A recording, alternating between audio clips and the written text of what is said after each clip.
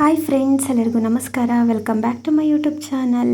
So ತೆಂಗಿನಕಾಯಿನ ಸುಲ್ಕೊಂಡ್ಮೇಲೆ ತೆಂಗಿನಕಾಯಿ ನಾರೇನಿದೆ ಅದನ್ನೆಲ್ಲ ಬಿಸಾಡಿಬಿಡ್ತೀವಿ ಅಲ್ವಾ, ಅಥವಾ ಒಲೆಗಾದರೂ ಇಟ್ಬಿಡ್ತೀವಿ. ಸೊ ಇದರಿಂದ ಒಂದು ಯೂಸ್ಫುಲ್ ಐಡಿಯಾನ ಇವತ್ತಿನ ವಿಡಿಯೋದಲ್ಲಿ ತೋರಿಸ್ತಾ ಇದ್ದೀನಿ. ಸೊ ವಿಡಿಯೋನ ಸ್ಕಿಪ್ ಮಾಡದೆ ಕೊನೆವರೆಗೂ ನೋಡಿ. ಹಾಗೆ ನೀವಿನ್ನು ನನ್ನ ಚಾನಲ್ನ ಫಸ್ಟ್ ಟೈಮ್ ನೋಡ್ತಾ ಇದ್ದರೆ ದಯವಿಟ್ಟು ಸಬ್ಸ್ಕ್ರೈಬ್ ಮಾಡಿಕೊಂಡು ಸಪೋರ್ಟ್ ಮಾಡಿ. ಈಗ ಈ ತೆಂಗಿನ ನಾರೇನಿದೆ ಅದನ್ನು ನೀರಲ್ಲಿ ನೆನೆ ಇಡಬೇಕು. ಸೊ ನೀರಿನಲ್ಲಿ ಎಷ್ಟೊತ್ತು ನೆನೆ ಇಡಬೇಕು ಅಂತಂದರೆ, ನಾವು ಸಂಜೆ ನೆನೆಸ್ಕೊಳ್ಬೇಕು. ಈ ರೀತಿ ರಾತ್ರಿ ಇಡೀ ನೀರಿನಲ್ಲಿನೇ ತೆಂಗಿನ ನಾರು ನೆನೆಯೋದಕ್ಕೆ ಬಿಡಬೇಕು. ಸೊ ನಾನೀಗ ಒಂದು ತೆಂಗಿನಕಾಯ್ದು ತೆಂಗಿನ ನಾರು ಏನಿದೆ ಸೊ ಅದನ್ನೆಲ್ಲ ನೀರಿನಲ್ಲಿ ನೆನೆ ಇಡ್ತಾ ಇದ್ದೀನಿ. ಸೊ ಇದನ್ನು ಇಡೀ ರಾತ್ರಿ ನೆನೆಯೋದಕ್ಕೆ ಬಿಡ್ತಾ ಇದ್ದೀನಿ. ಈಗ ನೋಡಿ, ಇಡೀ ರಾತ್ರಿ ತೆಂಗಿನ ನಾರು ನೀರಲ್ಲಿ ನೆನ್ಕೊಂಡಿದೆ ಅಲ್ವಾ, ಬೆಳಗ್ಗೆ ತೋರಿಸ್ತಾ ಇದ್ದೀನಿ. ಸೊ ನೀರಲ್ಲಿ ನೆನ್ಕೊಂಡ್ಬಿಟ್ಟು ಕಲರ್ ಕೂಡ ಬಿಟ್ಕೊಂಡ್ಬಿಟ್ಟಿದೆ. ತೆಂಗಿನ ನಾರು ಫುಲ್ಲು ರೆಡ್ ಆಗಿಬಿಟ್ಟಿದೆ ನೀರು. ಸೊ ಆ ನೀರಿಂದ ತೆಂಗಿನ ನಾರನ್ನೆಲ್ಲ ತಕ್ಕೊಳ್ತಾ ಇದ್ದೀನಿ. ಸೊ ನೋಡಿ, ಇಷ್ಟು ತೆಂಗಿನ ನಾರನ್ನ ಕಡೆಗೆ ತಕ್ಕೊಂಡ್ಬಿಟ್ಟು ಈ ರೀತಿ ಲಟ್ಟಿಸ್ಕೊಳ್ತಾ ಇದ್ದೀನಿ. ಸೊ ತೆಂಗಿನ ನಾರು ಕೂಡ ನೆಂದ್ಬಿಟ್ಟು ಫುಲ್ಲು ಮೃದುವಾಗಿರುತ್ತೆ. ಸೊ ಮತ್ತೆ ನಾವು ಈ ರೀತಿ ಲಟ್ಟಿಸ್ಕೊಳ್ಳೋದ್ರಿಂದ ಮತ್ತೆ ಇನ್ನೊಂದು ಸ್ವಲ್ಪ ಸಾಫ್ಟಾಗಿ ಆಗುತ್ತೆ. ಸೊ ನೋಡಿ, ಈ ರೀತಿ ಲಟ್ಟಿಸ್ಕೊಂಡಾದ್ಮೇಲೆ ಕೈಯಿಂದ ಈ ಥರ ಜಿಕ್ಕೊಳ್ಬೇಕು. ಸೊ ಈ ಥರ ಜಿಕ್ಕೊಳ್ಳೋದ್ರಿಂದ ನಮಗೆ ಕೂಮ್ ಮಾಡೋದಕ್ಕೆ ಈಸಿ ಆಗುತ್ತೆ. ಸೊ ನೋಡಿ, ಅಲ್ಲಿ ಫುಲ್ಲು ಗಟ್ಟಿ ಇರುತ್ತೆ ಅಲ್ವಾ. ಸೊ ಈ ಥರ ಜಿಕ್ಕೊಳ್ಳೋದ್ರಿಂದ ಸ್ಮೂತ್ ಆಗುತ್ತೆ.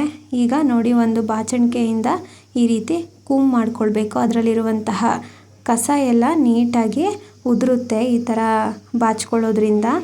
ಸೊ ತೆಂಗಿನ ನಾರನ್ನೆಲ್ಲ ಇದೇ ಥರ ಮಾಡ್ಕೊಳ್ಬೇಕು.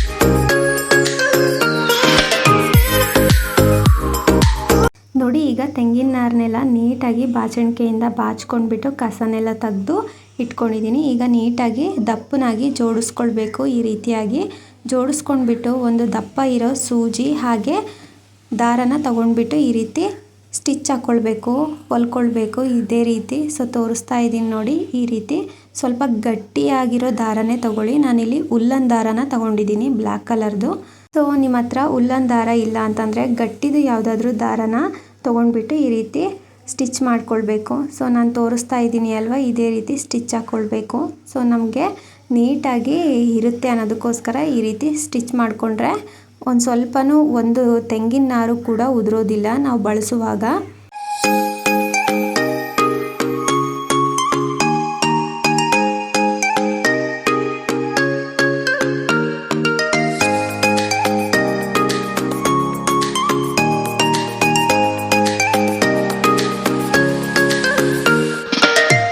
ನೋಡಿ, ಈ ರೀತಿಯಾಗಿ ನಾನು ಸ್ಟಿಚ್ಚನ್ನು ಹಾಕ್ಕೊಂಡಿದ್ದೀನಿ.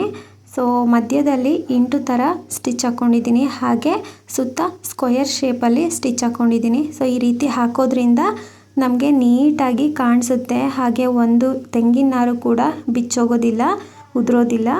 ಈಗ ಕತ್ರಿಯಿಂದ ಸ್ಟಿಚ್ ಹಾಕ್ಕೊಂಡಿರೋದಕ್ಕಿಂತ ಒಂದು ಅರ್ಧ ಇಂಚಷ್ಟು ಜಾಗ ಬಿಟ್ಕೊಂಡು ನಾವು ಈ ಥರ ಕಟ್ ಮಾಡ್ಕೊಳ್ಬೇಕು.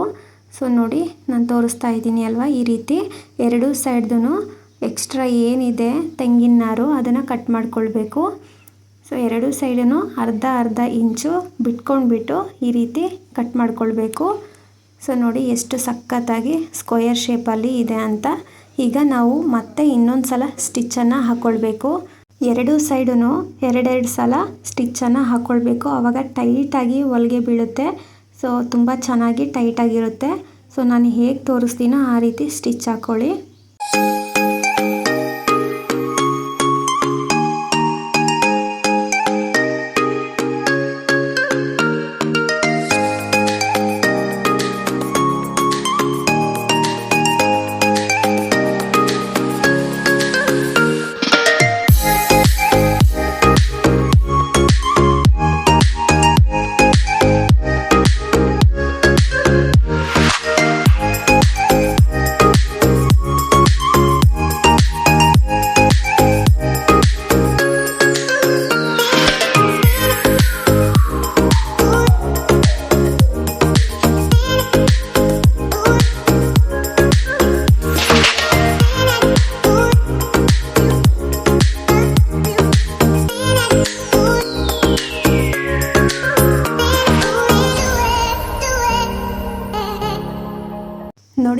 ಚೆನ್ನಾಗಿ ರೆಡಿ ಆಯಿತು ಅಂತ. ನಾವು ಇದನ್ನು ಪಾತ್ರೆ ತೊಳೆಯೋದಕ್ಕೆ ಯೂಸ್ ಮಾಡ್ಬೋದು ಸ್ಕ್ರಬ್ಬರ್ ರೀತಿಯಲ್ಲಿ.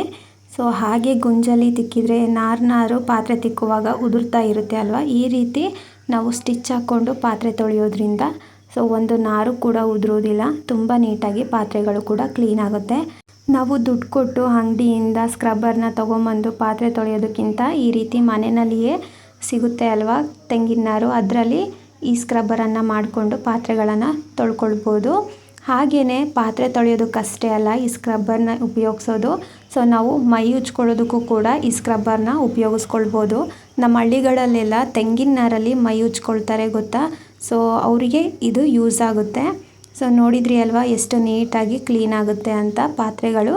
ಸೊ ನಿಮ್ಮೆಲ್ಲರಿಗೂ ಈ ವಿಡಿಯೋ ಇಷ್ಟ ಆಗಿದೆ ಅಂತ ಅಂದ್ಕೊಂಡಿದ್ದೀನಿ.